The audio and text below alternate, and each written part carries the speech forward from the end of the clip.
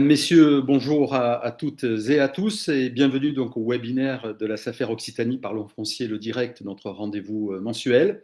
Je m'appelle Philippe Abran, je dirige l'agence de conseil en communication K2 et je remplace momentanément Claire Houry, qui est en charge de la communication au sein de la SAFER Occitanie. J'ai donc le plaisir d'animer ce nouveau direct consacré ce mois-ci donc au portage foncier au service de l'installation. Force est de constater que pour relever le défi du renouvellement des générations, la question de l'accès au foncier et de son financement est devenue un enjeu majeur pour rendre possible l'installation, notamment donc pour les nouveaux profils de porteurs de projets non issus du milieu agricole. De multiples dispositifs sont dès aujourd'hui opérationnels pour apporter des réponses concrètes à cette problématique à laquelle donc, nous allons tenter d'apporter un éclairage donc, avec nos invités du jour. Préalablement, donc, je vous informe que vous pouvez poser vos questions tout au long de ce webinaire dans le chat qui est situé à droite de votre écran. Je vous précise également qu'une enquête de satisfaction est à votre disposition, que vous pourrez peut-être la compléter si vous le souhaitez pendant la séance de questions-réponses donc, que l'on préservera donc, en fin de webinaire. Sans plus attendre, donc, j'ai le plaisir d'accueillir nos invités du jour, Gaël Lacaze, Ludovic Aventin, Jean-Baptiste Millard et Hervé Flamand. Gaël Lacaze, bonjour. Bonjour. Vous êtes chargé de l'accompagnement donc, des projets agricoles au sein de l'association Terre de Liens en région Occitanie. Ravi de vous accueillir. Ludovic Aventin, bonjour. Bonjour. Vous êtes le créateur de Terra Hominis, donc structure spécialisée dans le financement participatif de domaines viticoles. On reviendra bien sûr sur la présentation de cette structure. Ravi de vous accueillir également. Jean-Baptiste Millard, bonjour. Bonjour. Vous êtes délégué général du think tank de l'entreprise agricole dénommée Agridé. Ravi de vous accueillir également. Et enfin, donc, Hervé Flamand, bonjour. On ne vous attend pas, Hervé, votre micro est coupé. Voilà. Pardon, bonjour à tous, excusez-moi. Pas de mal. Bonjour Hervé, donc vous êtes directeur général adjoint de la SAFER Occitanie, ravi de vous accueillir également. Voilà, donc je vous le rappelle encore une fois, n'hésitez pas à réagir tout au long de ce webinaire sur le chat, donc posez vos questions, on tentera d'en prendre un certain nombre à la fin donc, de la séance. Hervé Flamand, donc je reviens vers vous, donc directeur général adjoint de la SAFER Occitanie. Le portage foncier au service de l'installation, en quoi la question et la problématique de l'accès au foncier participe-t-elle directement de l'enjeu de renouvellement de génération en Occitanie? Merci Philippe de me donner la parole. Pour replanter un petit peu le décor et être dans la continuité de ce que vous avez dit en introduction, on se doit s'appuyer sur quelques chiffres pour comprendre en quoi effectivement le renouvellement de génération est quelque chose de crucial, de vital pour l'avenir. Tout simplement parce que si on regarde le nombre d'agriculteurs qui vont partir à la retraite dans les 10 ans, et donc essayer d'évaluer quel est le foncier qui va se libérer, on sait que selon les analystes, on a entre plus de 25 et 50% des agriculteurs qui vont partir à la retraite dans les 10 ans. Si on s'attache aux chiffres, le moins alarmiste, 25%, ça représente quand même 5 millions d'hectares pour lesquels il va falloir trouver une solution de reprise. Ça, dans les 10 ans à venir. Quand on sait que le dernier recensement agricole fait état d'un taux de renouvellement de 2 pour 3, 2 installations pour 3 départs, on a vite fait de faire le calcul et de voir que dans 10 ans, il y a donc un tiers des 5 millions, soit 1,5 million d'hectares, pour lesquels on pense qu'il n'y aura pas de solution et pour lesquels il va falloir trouver le moyen de transmettre ce foncier. Donc une situation structurelle à laquelle il faut pouvoir apporter de nouvelles réponses. Ouais. Ceci dans l'état actuel de la conjoncture. On sait qu'aujourd'hui, si on s'attarde sur la filière lait ou la filière viticole, ce taux de renouvellement de 2 pour 3, à mon avis, sera moins bon. Donc, on est sur un chiffre minimal d'1,5 million. On imagine bien que ça peut être un peu plus fort que ça. En parallèle de ça, on a un contexte démographique qui fait qu'en France, la population continue de croître. Et donc, il est assez facile de comprendre que assurer le renouvellement de génération, c'est non seulement important pour maintenir une agriculture durable, mais surtout pour nourrir la population de demain. J'ai évoqué en préambule, Hervé, l'émergence de nouveaux profils candidats donc à l'installation. En quoi donc ces évolutions constatées relatives donc à ces nouveaux profils de porteurs de projets vous conduisent aujourd'hui donc à devoir repenser la question de l'accès au foncier? Mais parce que 63% à l'échelle de la France, 63% des agriculteurs qui vont s'installer demain sont hors cadre familial. Ce qu'on appelle hors cadre familial, c'est quelqu'un qui n'est pas en capacité de reprendre l'exploitation de papa ou de maman. Et par conséquent, ils vont devoir trouver des solutions d'accès au foncier. Je parle de 63% à l'échelle de la France, mais pour l'Occitanie, c'est 85%. Ce qui veut dire qu'on est obligé d'imaginer la façon dont ces nouveaux profils vont devoir accéder au foncier sans forcément avoir à l'acheter, puisque le prix du foncier aujourd'hui pour eux est quasiment rédhibitoire. Merci Hervé pour ce premier éclairage. Jean-Baptiste Millard, donc délégué général du think tank de l'entreprise agricole Agridé. Jean-Baptiste, d'un point de vue général, quelle est la situation aujourd'hui en matière de portage foncier, au sens de qui détient le foncier et qui le met à disposition de l'entreprise agricole, on va dire? Alors, effectivement, je confirme les chiffres avancés. On est sur la MSA, selon Agresse ou la MSA. La MSA dénombre actuellement 13 000 installations par an pour 19 000 départs d'actifs non salariés agricoles. Donc, la France ne parvient pas à renouveler les générations d'agriculteurs et d'agricultrices qui partent en retraite. C'est pourtant environ 1 million d'hectares qui changent d'exploitant tous les ans, en propriété ou en fermage, dont, les chiffres sont compliqués, mais à peu près 500 000 qui partent à l'installation. Donc, la question, c'est effectivement comment installer davantage. Et à mon avis, pour ce faire, il faut d'abord bien analyser et bien comprendre la structuration, en effet, du portage du foncier. Et pour cela, du faire-valoir. Le faire-valoir des terres en France, il est structuré d'une certaine sorte. C'est un faire-valoir direct, donc une exploitation directe par les exploitants pour environ 20% des terres. C'est 27% des terres qui sont exploitées par des sociétés agricoles, mais dont le foncier est détenu par les associés. Donc, on peut considérer que là, le foncier est quand même détenu, il est détenu directement par l'associé au travers de la société. Et puis, on a un peu plus de 50% des terres qui sont en faire-valoir dit indirect, c'est-à-dire mises en location, en fermage. Et ces 51%, ça peut monter au nord de la Loire ou dans certaines régions jusqu'à 60, 70, voire même 80%.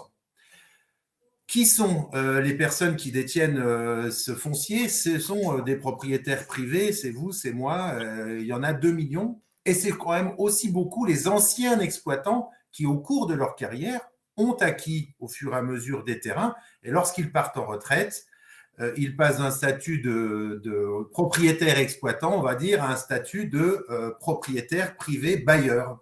Et donc, c'est à mon sens aussi sur ces personnes-là qu'il va falloir porter son attention parce que, ça représente quand même à peu près 14 millions d'hectares loués par des tiers aux agriculteurs français.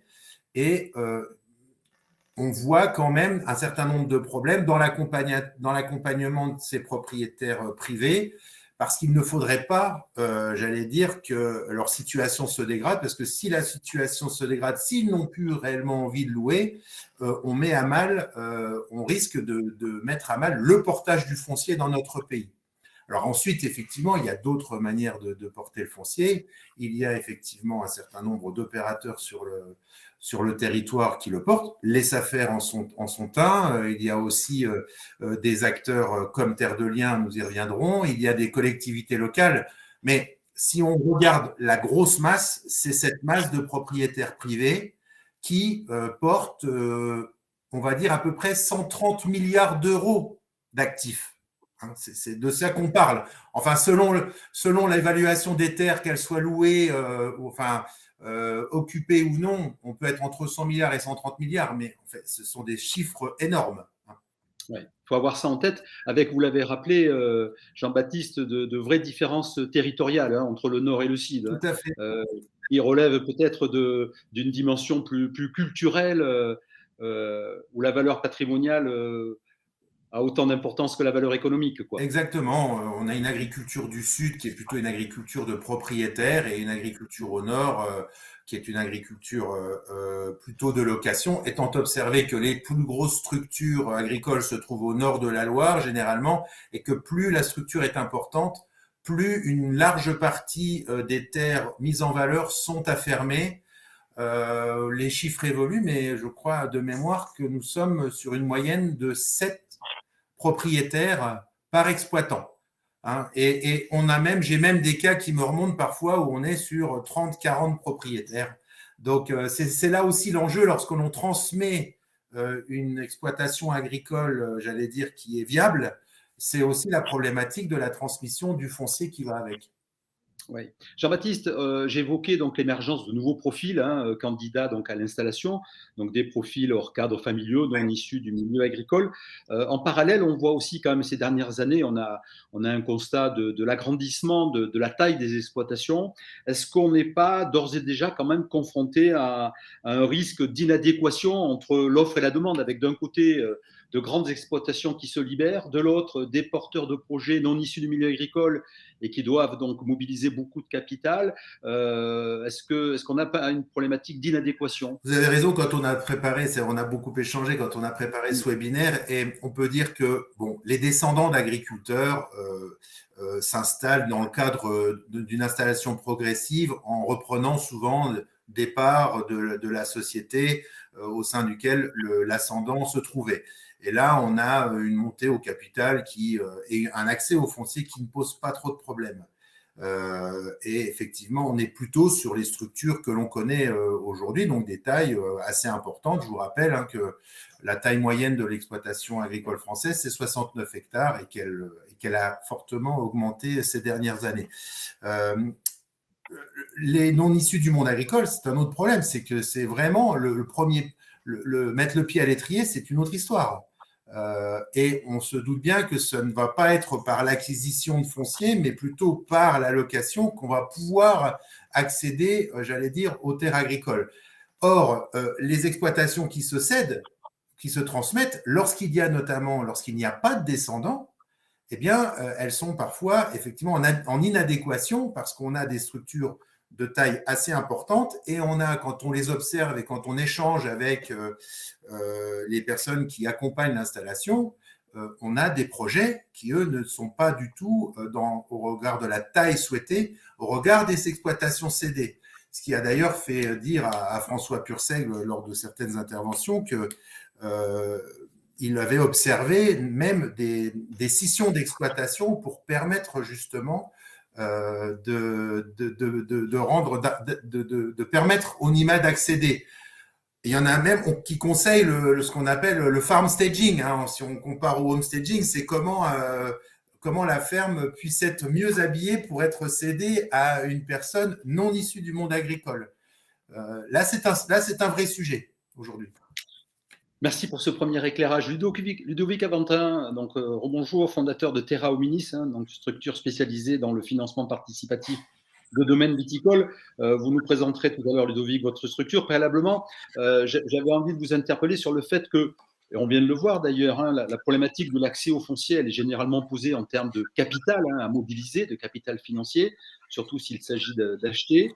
Est-ce que selon vous, est-ce que c'est la seule et surtout, est-ce que c'est la bonne manière d'aborder le sujet du portage foncier, de l'installation? Je pense que l'origine du problème, moi, c'est qu'en France, on a des agriculteurs qui gagnent 1 350 € en moyenne par mois, avec 55 heures de travail, avec un endettement colossal, et nos agriculteurs sont regardés comme des pollueurs, pas comme des gens qui le nourrissent 3 fois par jour. Et nos agriculteurs vont tellement bien qu'on a entre 1 et 2 suicides par jour en France. Donc, ça n'encourage pas à avoir du monde. Et donc, moi, ce que je m'attache quand je monte un projet, c'est à ce que mon vigneron ait une rentabilité. Il faut qu'il y ait une rentabilité, une vraie rentabilité. Donc, je pense que c'est la base. Et si on a une rentabilité, derrière, on peut trouver une solution.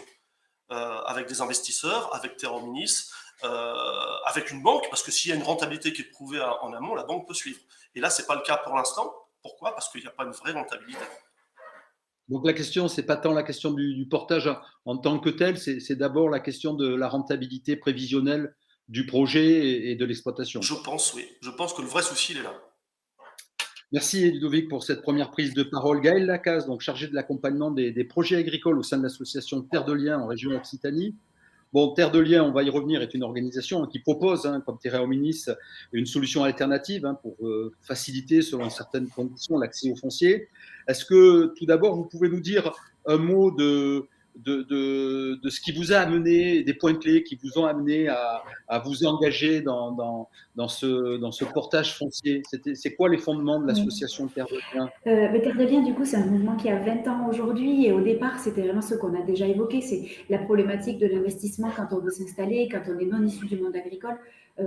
Voilà, donc l'envie, c'était de soulager le poids des investissements et de fabriquer une structure qui pouvait porter le foncier. Donc, on reviendra plus en détail tout à l'heure. Donc, Terre de Liens, c'est ça. C'est se dire, en premier lieu, proposons une solution concrète pour accéder au foncier. Ensuite, depuis 20 ans, on a produit de l'analyse. On a agi en local avec des collectivités, avec des citoyens et aussi à l'échelle nationale pour essayer de faire bouger un peu les lignes. Donc voilà, tout ce qu'on a dit sur à la fois la diminution du nombre d'agriculteurs, la difficulté à renouveler les générations, etc. Aujourd'hui, ce qui nous inquiète, nous, beaucoup à Terre de Liens, c'est ce qui anime beaucoup le mouvement, c'est la question du devenir donc, de cette propriété. Avec aujourd'hui, nous, dans nos chiffres, travailler avec le CEREMA, on était plutôt autour de 14 propriétaires pour un agriculteur. Et avec aujourd'hui la moitié de la SAU qui est en propriété de propriétaires qui sont au-delà de 65 ans. Et donc, on voit pointer des gros risques sur le développement de l'indivision.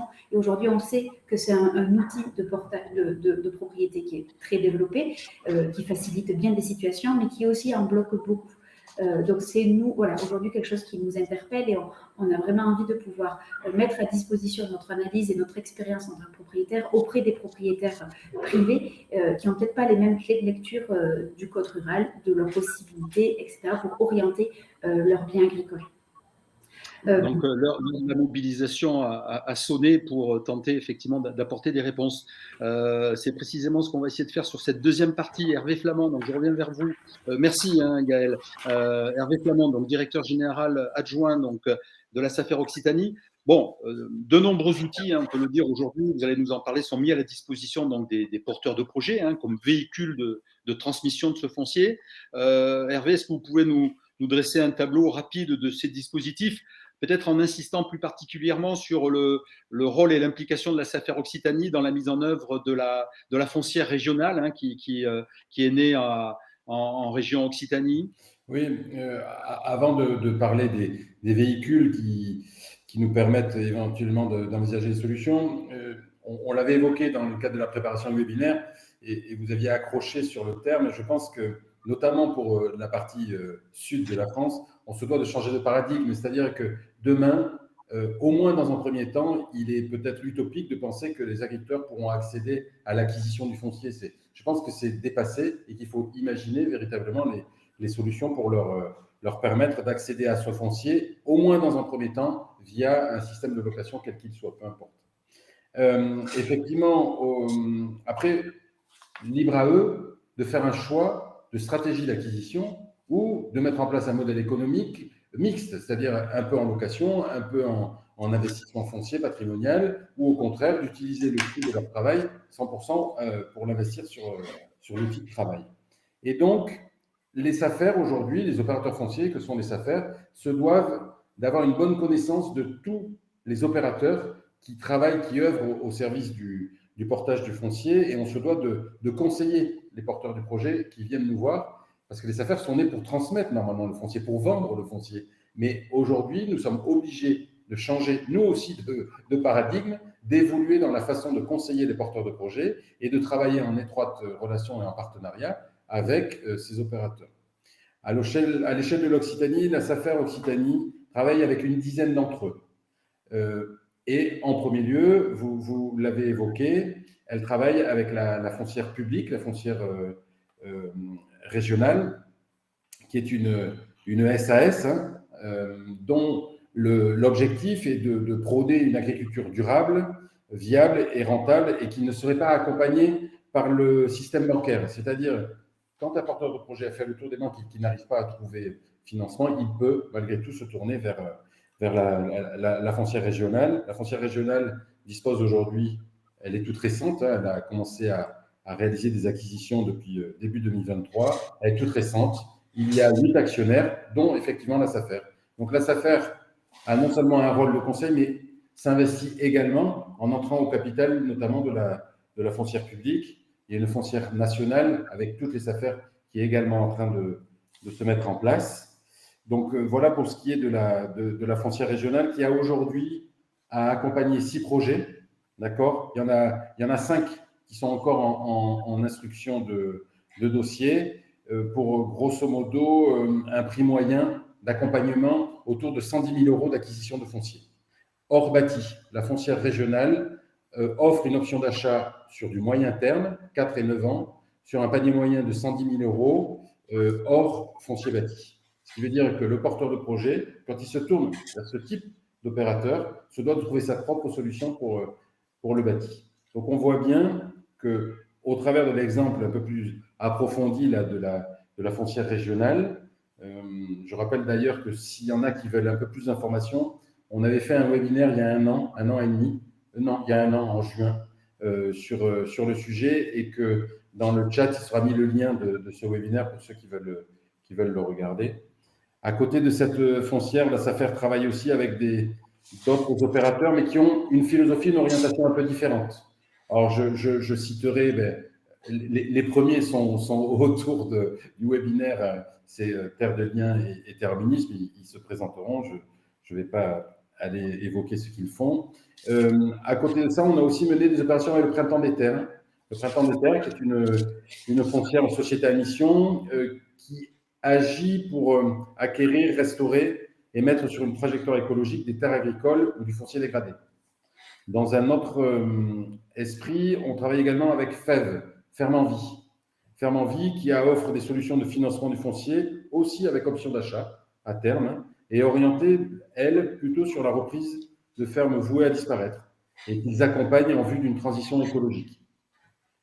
Enfin, je citerai 2 dernières foncières avec qui on a réellement mené des opérations, que sont Agriterra et Terraven. Mais alors là, c'est un peu différent, c'est que nous avons des foncières qui accompagnent l'installation agricole, mais avec une orientation énergétique. C'est-à-dire qu'ils associent à la fois de l'installation agricole avec un projet agrivoltaïque. Voilà un panel avec qui on travaille et qui est assez illustratif de ce qui existe. Il faut savoir qu'on a recensé à l'échelle nationale une trentaine d'opérateurs sérieux qui travaillent sur le portage du foncier. Des opérateurs, Hervé, avec lesquels la SAFER conventionne en fait pour bien préciser le cadre des interventions des uns et des autres? Pas systématiquement, il n'y a pas forcément de convention systématique, mais en tout cas avec qui on travaille, oui, parce que comme je vous l'ai dit, on pense que c'est l'ensemble des solutions que portent tous ces opérateurs, plus la SAFER et les collectivités, qui permettra de relever le défi du renouvellement des générations. Il n'y a pas une solution unique. Et au contraire, on imagine même aller vers des montages pluri-opérateurs pour un même agriculteur. Merci pour ces informations, Hervé Flamand. Ludovic Aventin, donc je reviens vers vous. Je rappelle que vous êtes fondateur de Terra Hominis, une structure spécialisée dans le financement participatif donc de domaine viticole. C'est très précis, très pointu. Un mot, Ludovic, peut-être donc pour présenter Terra Hominis comme moyen d'accès au foncier, et puis peut-être nous dire un mot, parce que je crois que c'est important, de la philosophie qui guide la démarche qui est la vôtre. Oui, on sait que tous les jours, il y a 3 vignerons qui disparaissent. Donc Terra Hominis a pour vocation d'essayer d'installer des jeunes et de préserver l'indépendance des vignerons existants. Alors comment est-ce qu'on le fait? Lorsqu'un vigneron a besoin de terre, de vignes, on les achète pour lui et on propose aux Français de donner du sens à leur argent en prenant des parts qui généralement sont à 1 500 €. Mais ils ne prennent pas 20 ou 30 parts. Le but, c'est d'avoir un maximum d'associés par projet. Et ça fait un circuit de distribution pour le vigneron. Et dans la part sociale que l'on propose, y compris bien sûr la vigne, mais en même temps, il y a notre marge et il y a la trésorerie pour le vigneron. Ce qui fait qu'on apporte circuit de distribution, on achète les vignes et derrière on apporte de la trésorerie et ça incite les banques à suivre derrière. D'autant plus qu'on a dans notre environnement une plateforme associative qui distribue le vin auprès des professionnels. Donc, circuit de distribution. On a en moyenne 110, 120 associés par projet qui achètent et qui sont des ambassadeurs. Et quand on est associé sur un projet, on a accès aux autres projets. Donc, on est 3600. Tous les jours, on a des nouveaux qui représentent une force d'achat pour les nouveaux projets que l'on monte. Donc, ça donne confiance. Et derrière, on a un comité d'éthique où on a certains de nos associés qui donnent du temps pour aider des vignerons qui ont des soucis, que ce soit au niveau juridique, commercial, communication. Voilà donc, notre modèle. Une source de financement, un engagement presque militant et un accompagnement très transversal, hein, finalement. Oui, on est une petite structure à côté de ça. Vous savez, nous sommes 6 personnes, c'est une petite structure, mais on est société à mission. On a une mission, pour moi, d'intérêt public, d'installer des jeunes, et c'est pas que des mots. On se bat pour ça. On a un vrai partenariat avec la SAFER. Récemment, ils nous ont mis en relation avec des jeunes sur Madiran. C'est le correspondant SAFER qui a vu des jeunes qui arrivent à lui. Ils ont 20 ans, un couple qui a 20 ans. Il se dit, ils sont bien, ils ont de la pêche, ils ont des arguments pour eux, mais les banques vont jamais suivre. Coup de téléphone, on les a rencontrés et on a monté un projet avec eux. On les fait parrainer par différentes personnes pour les appuyer. Et ça, c'est en relation directe avec la SAFER. Merci Ludovic pour toutes ces précisions. Gaël Lacaze, donc chargé de l'accompagnement des projets agricoles au sein de l'association Terre de Liens en région Occitanie. Vous pouvez nous rappeler peut-être, Gaël, ce que sont les conditions d'intervention de Terre de Liens sur les projets de portage foncier, parce que vous êtes finalement assez sélectif dans votre approche. Je ne sais pas si on est sélectif, mais en tout cas, on n'a pas la vocation d'acheter toutes les opportunités qui viennent à nous. Nous, notre condition, c'est déjà qu'il y ait eu une rencontre entre un cédant et un porteur de projet. On ne fait pas de portage de projet. Voilà, on signe un acte d'acquisition et un bail en même temps. Donc, pendant toute la phase d'instruction, on va aussi travailler avec le futur fermier afin de s'assurer que son projet tienne la route et qu'il va pouvoir s'installer sur du temps long. Donc ça, c'est notre première condition, c'est que voilà, il y a eu cette rencontre. Après, on n'est pas un acteur qui peut agir dans l'urgence. Donc aujourd'hui, on se dit, on peut acheter des opérations quand on a un an et demi devant nous. Alors oui, là, on a de bonnes conditions pour travailler, sachant qu'on est donc un réseau national avec une foncière à l'échelle nationale qui est le propriétaire de Terre de Liens. Et puis tous les dossiers sont portés par des associations à l'échelle locale, donc comme Terre de Liens Occitanie, où il y a une équipe salariée. Donc aujourd'hui, à l'échelle Occitanie, nous sommes 12 salariés et il y a une centaine de bénévoles. Notre intention, elle est aussi d'impliquer le plus possible ces citoyens-là dans les phases d'instruction. Donc, on est sur des schémas et des fonctionnements de prise de décision collectifs qui impliquent du coup plus de temps. Voilà, et ensuite un des autres critères, c'est vraiment s'assurer que cette ferme elle sera transmissible. À Terre de Liens, on ne fait pas de revente du patrimoine une fois qu'il est acheté, c'est dans nos fondements. Une fois que on achète et on s'engage par contre à mettre à bail génération après génération, mais du coup on doit s'assurer d'acheter des biens où a priori on pourra transmettre ce qui est en place ou le remodifier, le restructurer, etc. Mais voilà, essayer de se projeter sur le plus long terme possible. On est attentif à ce que les personnes partagent les valeurs de Terre de Liens, qui sont vraiment de se dire le partage du foncier comme priorité, la terre comme bien commun, en se disant que justement en ne revendant pas le foncier, nous on prône cette idée que le foncier ne doit pas être un bien marchand. C'est pour ça qu'on le garde vraiment dans notre patrimoine. Donc ça, c'est une attention qu'on a avec les personnes le plus tôt possible. Et après, la condition qui est la plus formelle au final, c'est le respect du cahier des charges de la bio qu'on impose au travers d'un bail rural environnemental. Donc le fermier qui s'installe doit s'engager dans cette démarche-là. Ça ne veut pas dire qu'on ne peut pas acheter des fermes qui sont inconventionnelles. En tout cas, il faut que le repreneur s'engage dans une démarche environnementale. Voilà, sur nos conditions. Et vous aussi, j'imagine, donc vous avez établi une convention de partenariat avec la SAFER, vous travaillez en lien direct? Exactement, oui. Du coup, à l'échelle nationale, ça fait déjà plus de 10 ans qu'on a une convention avec la FN SAFER et cette convention, elle se décline plus ou moins par région. Et ici, depuis 2018, on a une convention donc, avec en Occitanie qui encadre les opérations qu'on peut faire, qui nous permet qui nous fait une bonne excuse pour nous rencontrer régulièrement, qui permet aussi d'aller plus facilement aux échelons départementaux, de discuter avec les conseillers fonciers, etc. Donc c'est un bel espace et puis c'est aussi une façon de crédibiliser notre action vis-à-vis des collectivités. Ça permet de poser qui est qui, quel est le rôle de Terre de Liens et de la SAFER. Et aujourd'hui, on prône haut et fort qu'on ait des acteurs complémentaires. Merci Gaël pour ces informations et ces précisions. Jean-Baptiste Millard, donc délégué général du think tank de l'entreprise agricole Agridé. Jean-Baptiste, on voit de plus en plus de structures, Hervé me l'a raconté, de structures d'aval, que ce soit des coopératives ou des entreprises strictement privées qui se préoccupent du renouvellement des générations. S'agissant bien sûr de conserver leurs adhérents et ou leurs clients, j'ai envie de dire, mais aussi pour préserver leur sourcing en termes de volume de production. Est-ce que selon vous, ces structures vont suffisamment loin aujourd'hui, s'impliquent suffisamment sur la question du portage foncier, puisque certaines vont jusque-là? Votre micro, Jean-Baptiste. Vous touchez là un point délicat. Parce que les structures, notamment coopératives, se sont toujours occupées de l'aval. Elles se situent dans le prolongement de l'acte de production et normalement, l'idée est que les agriculteurs se mettent en commun pour valoriser et voire transformer pour mieux valoriser et pour mieux vendre leur production. Effectivement, il y a un certain nombre de coopératives qui aujourd'hui ont des installations dont ils craignent qu'elles soient demain surdimensionnées par rapport au sourcing. Et elles s'interrogent, c'est bien légitime, sur la manière de garantir ce sourcing. Donc, ce sont des discussions qui traversent à peu près tous les conseils d'administration des grandes coopératives et aussi d'autres acteurs qui souhaiteraient s'assurer d'un sourcing pour qu'in fine, on puisse avoir de l'alimentation française dans nos supermarchés. Donc là, j'allais dire, c'est du cas par cas. Il y a eu un certain nombre de lignes directrices qui ont notamment été définies par le Haut Conseil à la coopération agricole, le HCCA, mémoire en 2017, où ils ont autorisé cette possibilité pour les coopératives d'acquérir du foncier.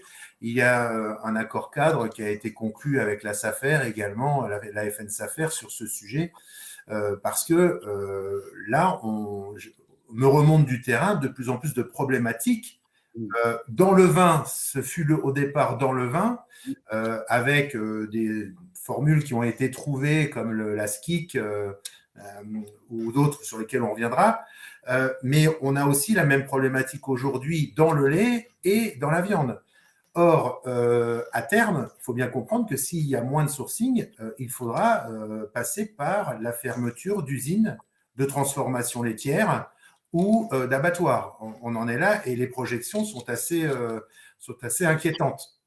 Donc, effectivement, je pense que c'est un sujet qui doit être évoqué car il y a toujours la problématique de la crainte d'une financiarisation excessive de l'agriculture et en même temps, on le sait, il va falloir des capitaux parce que si on souhaite que les agriculteurs n'investissent pas souhaitent investir dans l'outil de production mais moins dans le foncier, il faut trouver des porteurs de capitaux des porteurs de foncier et donc il faut des capitaux.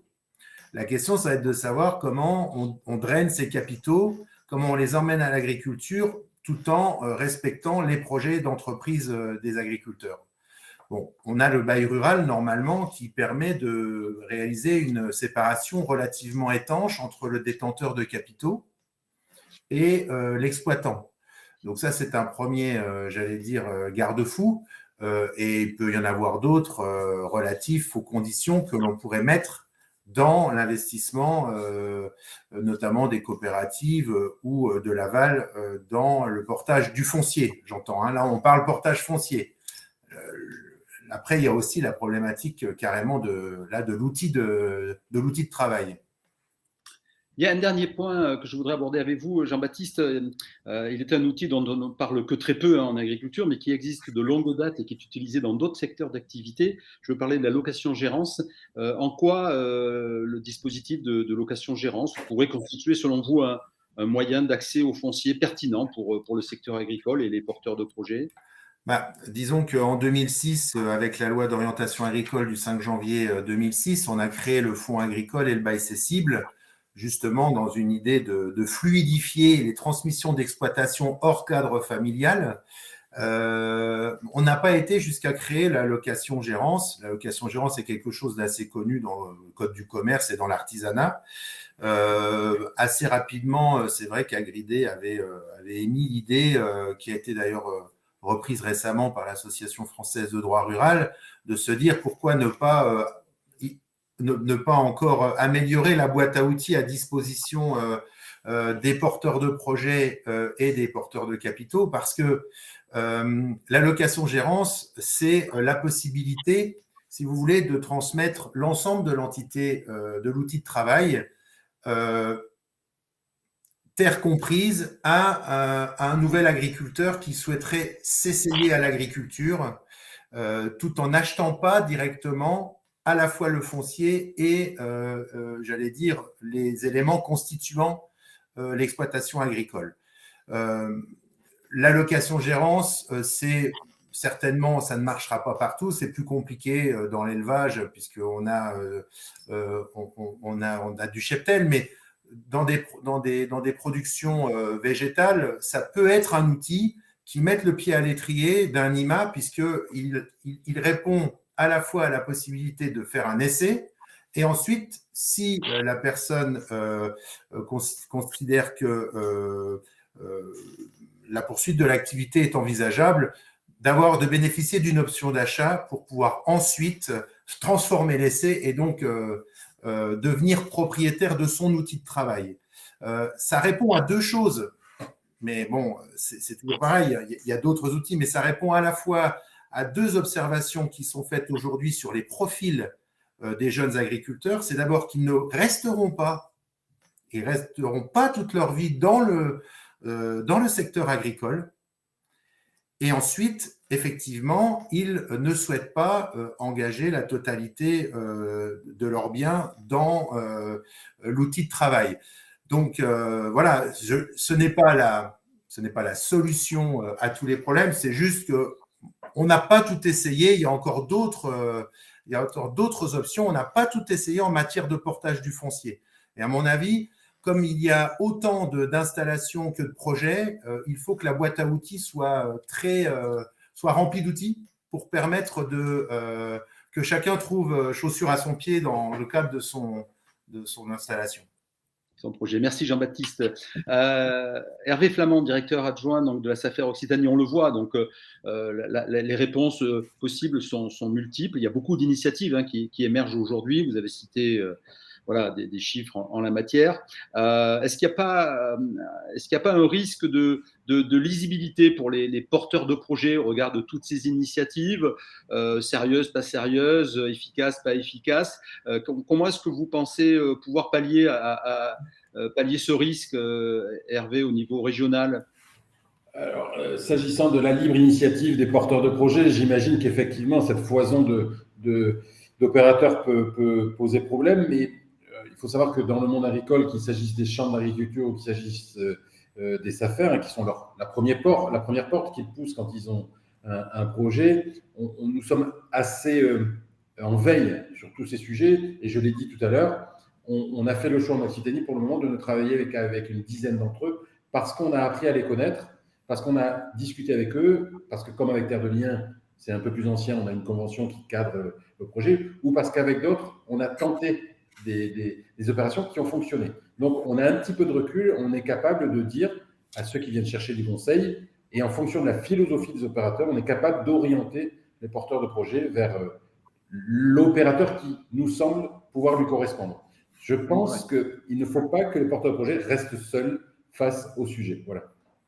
Et vous évoquiez tout à l'heure, Hervé, l'idée de mixer les solutions finalement. Il n'y a pas une seule réponse possible, il faudra peut-être mixer pour arriver à finaliser les projets d'accès au foncier. Vous aviez également évoqué, quand on a préparé notre rencontre, l'idée d'une plateforme régionale qui permettrait justement de regrouper toutes ces initiatives et de donner de la lisibilité. Oui, tout à fait. Il y a un groupe de travail qui est né il y a à peu près 6 mois à l'initiative de la foncière régionale et qui associe Gaël, Terre de Liens et puis la SAFER, qui est en train effectivement, à titre expérimental, de réfléchir à la mise en place d'une plateforme commune qui regrouperait à la fois les opportunités foncières qui pourraient être le siège d'une installation, qui serait passé au crible de ce qu'on appelle un label d'installation et qui nous apporterait la garantie que ce sont vraiment des opportunités qui vont pouvoir correspondre à la mise en place d'un projet avec une teneur viable dans leur modèle.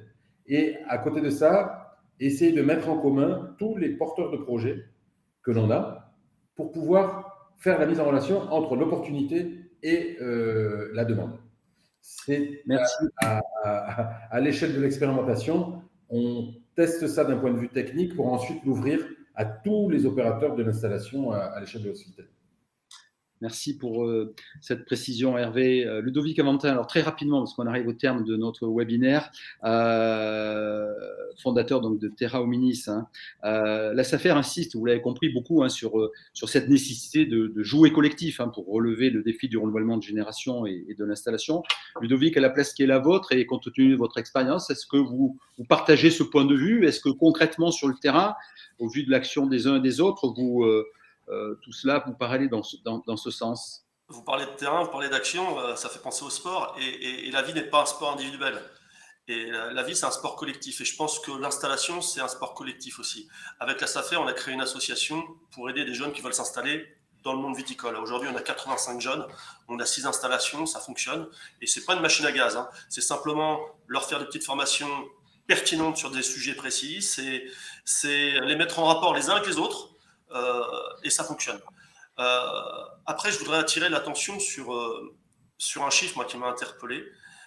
Dans mes associés, j'ai un associé qui travaille dans le milieu bancaire et qui m'a dit, en France, les Français parlent beaucoup. On est dans les plus gros épargnants au monde. Je vais vous donner un chiffre qui m'a interpellé. 902 milliards. C'est ce qu'on a sur nos livrets A, PEL et livrets d'épargne populaire. 902 milliards. Tout à l'heure, on a dit il y a 130 milliards de valeur de terre. Et ces 902 milliards représentent uniquement 15% de notre patrimoine financier. Juste 15%. Donc, il y a des sommes colossales et je pense que les Français, si on leur explique, seraient prêts à mettre 2%. En mettant 2%, j'ai fait le calcul depuis tout à l'heure, on met 2% de nos économies dans la terre agricole et on préserve notre autonomie alimentaire. Alors, c'est pas aussi simple que ça, mais ça veut dire qu'il y a une possibilité. L'argent est là et si on met le doigt dessus, si on explique bien aux Français, ils ne vont pas tous le faire, mais certains vont le faire, surtout s'il y a des avantages derrière de transmission à titre gratuit aux héritiers ou de déductibilité de l'IFI. Merci Ludovic pour ces propos très engagés. J'imagine, Gaël Lacaze, que vous partagez le point de vue de Ludovic Aventin.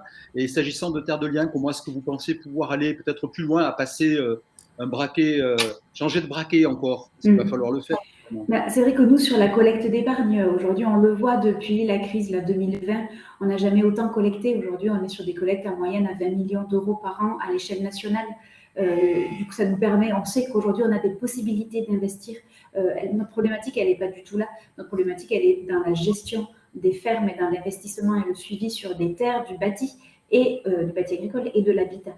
Donc aujourd'hui, nous, notre besoin, il est à la fois d'avoir une ingénierie suffisante pour être un bon propriétaire et poursuivre sur le plus long terme, mais elle est aussi de pouvoir faire des petites terres de liens. Donc notre envie, elle est dans le changement d'échelle qu'on constate aujourd'hui. C'est certes, on continue parce qu'on sait le faire depuis 20 ans et qu'aujourd'hui, on a 350 fermes à l'échelle nationale. Voilà, on a une capacité d'investissement et de gestion assumée. Mais aujourd'hui, on est vraiment dans l'idée de pouvoir accompagner des initiatives foncières plutôt citoyennes parce que c'est notre ADN, mais on est vraiment dans l'idée de partager notre savoir-faire en tant que propriétaire, partager nos compétences de gestionnaire à des citoyens et aussi beaucoup à des collectivités qui sont interpellées, qui ont envie d'agir sur cette question-là, mais qui ne savent pas trop comment le faire au-delà des espaces PAT, etc. Voilà, donc notre approche, elle est de se dire, démultiplions, en mettant à disposition notre savoir-faire. Merci pour le message. Jean-Baptiste Millard, ce sera ma dernière question, puis ensuite on passera aux questions-réponses. Il y a actuellement une loi d'orientation agricole donc en préparation. Est-ce qu'il y a des choses concrètes à attendre de ce côté-là pour apporter de nouvelles réponses sur la question du portage foncier? Alors, manifestement, il y aurait des choses relatives au groupement foncier agricole d'investissement. Pour mémoire, la loi de 2014, la loi d'avenir de 2014 avait créé le groupement forestier d'investissement, mais s'en était arrêté là parce que n'avait pas souhaité aller plus loin dans une approche de financiarisation de la terre agricole. Là, les choses évoluent un petit peu parce qu'on voit bien qu'il y a besoin de capitaux. Hein. Ça a été tout à fait bien rappelé récemment par Ludovic. Donc, l'idée, c'est de pouvoir drainer l'épargne des particuliers vers des groupements fonciers agricoles d'investissement. Donc, aujourd'hui, il n'est pas possible de faire une offre au public, même si on peut faire partie de groupements fonciers agricoles en tant que personne privée, et on en connaît beaucoup qui font partie notamment de groupements fonciers viticoles, hein, ça marche très très bien. Les investisseurs et les Français sont friands hein, des GFV. Et bien là, on agrandit, on élargit le champ des possibles avec le groupement foncier agricole d'investissement. C'est une des mesures phares de l'avant-projet de loi qui n'a pas encore été présenté. Hein, ce sont que des textes que l'on se procure sous le manteau. Voilà, il y aura peut-être aussi des choses sur le statut du fermage, mais peut-être pas dans cette loi, peut-être dans un autre véhicule. Bon, clairement, ça bouge, mais on n'a pas encore trouvé l'atterrissage de tous ces outils et notamment de la loi d'avenir agricole. Merci Jean-Baptiste pour ces dernières précisions. Il est 14h15, on est quelques minutes en retard. Et je vous prie de bien vouloir nous en excuser, mais le sujet est tellement vaste. Quelques questions, on ne va pas répondre à tout, hein, mais peut-être à l'adresse d'Hervé Flamand. Hervé, comment est-ce que vous expliquez que le taux de hors cadres familiaux qui vont s'installer soit plus élevé en Occitanie qu'en moyenne en France, puisque 85% en Occitanie contre 63% en moyenne en France? Je pense que ça rejoint ce que disait Ludovic lors de sa première prise de parole. C'est lié à la rentabilité de nos exploitations. Le fait que l'agriculteur en place ne transmette pas à ses enfants, souvent, c'est parce qu'il y a peu de visibilité en termes de développement et de rentabilité. Et c'est la raison pour laquelle c'est quelqu'un d'extérieur qui vient reprendre une exploitation qui n'est pas reprise par les enfants. Je pense que ça, c'est corrélé aussi à la forte attractivité de l'Occitanie. On se rend compte qu'il y a énormément de demandes de la part d'investisseurs porteurs de projets qui viennent d'autres régions que de l'Occitanie pour venir s'installer. Et ça s'était plus particulièrement vu dans le cadre de la crise sanitaire Covid. Merci Hervé. Petite question à l'adresse de Gaël Lacaze, donc Terre de Liens. Terre de Liens se porte-t-il caution des jeunes lorsque vous installez des jeunes donc, en situation de portage? Oui, non. Nous, on intervient uniquement en tant que propriétaire sur l'achat des terres et parfois du bâtiment et parfois aussi de la maison. Mais par contre, pour le porteur de projet, lui, il se doit d'avoir un modèle économique qui lui est propre. On ne va pas interférer dans son activité agricole en tant que telle. On distingue vraiment ce qui est de l'ordre du capital d'exploitation que le patrimoine foncier agricole de l'autre côté. Donc, on n'est pas caution, mais on permet quand même de soulager. On regarde globalement, on permet de diviser par deux les montants d'investissement au moment des installations. Alors, autre question, je les prends un peu comme elles viennent, hein. À l'adresse peut-être d'Hervé de la SAFER. Est-ce que la SAFER priorise l'agriculture productive dans les projets donc, que vous accompagnez à l'agriculture touristique? Bon. Je ne sais pas ce qu'il faut entendre précisément par agriculture touristique. Est-ce que c'est des projets touristiques qui viennent en appui de la production agricole? Non, ou alors peut-être que je pense qu'il y a un sous-entendu vers l'orientation d'une simili-agriculture.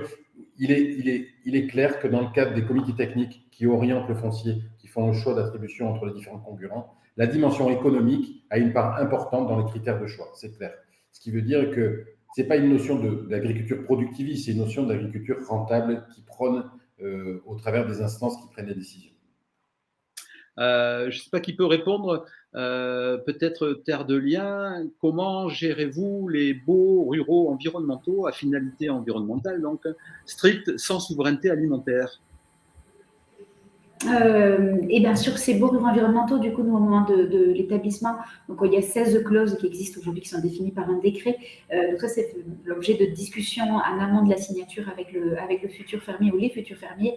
On est obligé de procéder à un état des lieux environnemental où on va repérer toutes les infrastructures agroécologiques dans l'idée de s'assurer de leur bonne gestion et de leur maintien, s'assurer de la responsabilité du propriétaire, du fermier, etc. Et identifier aussi l'aménagement d'infrastructures qui pourront être faits pour améliorer la biodiversité sur la ferme.